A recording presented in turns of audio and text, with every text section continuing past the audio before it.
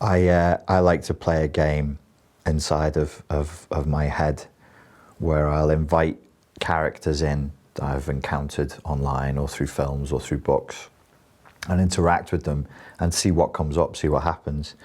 And two characters that I use a lot when I'm thinking about discipline and focus and, moving forward. One is Dave Goggins and the other is Jocko Willinck. They both wrote great books. I highly recommend them. Dave Goggins' book, Can't Hurt Me, is available as an audio, and it has interviews at the end of each chapter. I highly recommend that. Jocko Willink's book is Extreme Ownership, and I highly recommend that as well.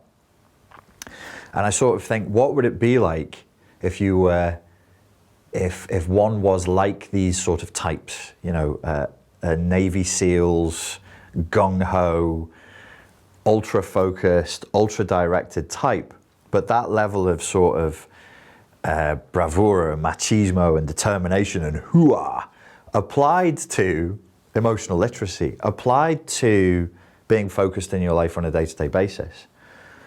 What would you be like if you were like these men, but your rigorous focus on a daily basis was to stay in a very disciplined, very structured way on exactly what you want?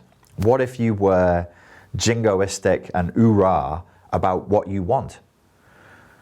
And you kind of think, well, what would that happen to me? Would I become a corrupted individual? Would I become selfish? Would I become narcissistic? And then I sort of think, well, that really depends on what you actually want. If what you actually want is selfish and narcissistic, okay, there are exercises to be done there to say, like, why do I want that? Why am I not? Is there something in my belief system that says I'm living a zero-sum game where if you benefit, I lose, and if the only way I benefit is if you lose? Because I would say, if that's how you really think about the world, you need to do some work around that. I think it was Stephen R. Covey. When I was a kid, I used to listen to a lot of American personal development, sales, and NLP type stuff. And I think it was Stephen R. Covey who said, the best format is not win-lose, is not lose-win, it's win-win. And the sort of the ethic for that, for him in business, he was talking in business, is I only win if you win. You only win if I win. That's the way we should view things. And I agree with that. If you can internalize that as a belief, then everything that you want, that's like a value, that becomes a North Star, that becomes a guiding coordinate. Everything that trickles down from that is going to be good, because why would you want what you wouldn't want bad things? You'd only want things that benefit everybody. Doesn't it feel better for you personally when you are not just on your own winning, but you're succeeding together in a group? People who have military backgrounds, they get to live that experience viscerally on a day-to-day basis. They're living it as in they're sleeping it, eating it. They can't escape it. That's what it is. And the other group of people who live that are people who are entrepreneurs and run small businesses. I've never done the military thing. I've done potential officer training a couple of times, but I've been in multiple startups and I know what that feels like. It's a hell of a buzz to be winning as a team. It's the strongest buzz. It's far stronger, far more exciting, far more compelling than to be doing it individually. We conflate at times the issue of narcissism with the issue of toxic individualism. And they do cross over for sure, but I would suggest that a lot of the things we've been laying at the door of narcissism is, if we're being nuanced and high resolution, is not actually narcissism, it's individualism. It's a toxic, rigid individualism.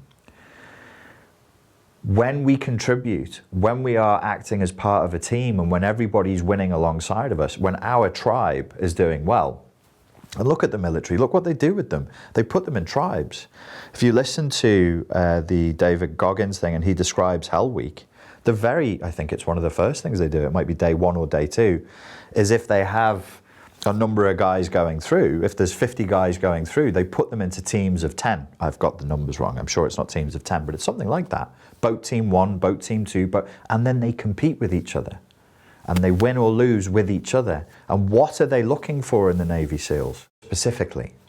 They're looking to weed out the toxic individualists. They want to see people who are cohesive and support each other and help each other. Why? Because that's the difference that's going to make a difference in a battlefield scenario. What's a higher pressure situation than that? Similarly in business, when they're doing like corporate training and they're checking people for management material and leadership material, they're not looking for selfish, individualistic, narcissistic psychopaths. They're looking for people who can hold the group together, who can lead the group and have them move forward together, because that's what makes the difference. I would suggest that this is how we have evolved. I would suggest that that is how we are still here. We are not still here because, you know, we're the progeny of Neros, of the progeny of Julius Caesars, we're the progeny of Genghis Khans, these are important figures historically, but they would be nothing without the teams and the cooperation of the people around them. What is it that you do want? Is it for the highest benefit of everybody around you? Do you need to change your belief system so that it is?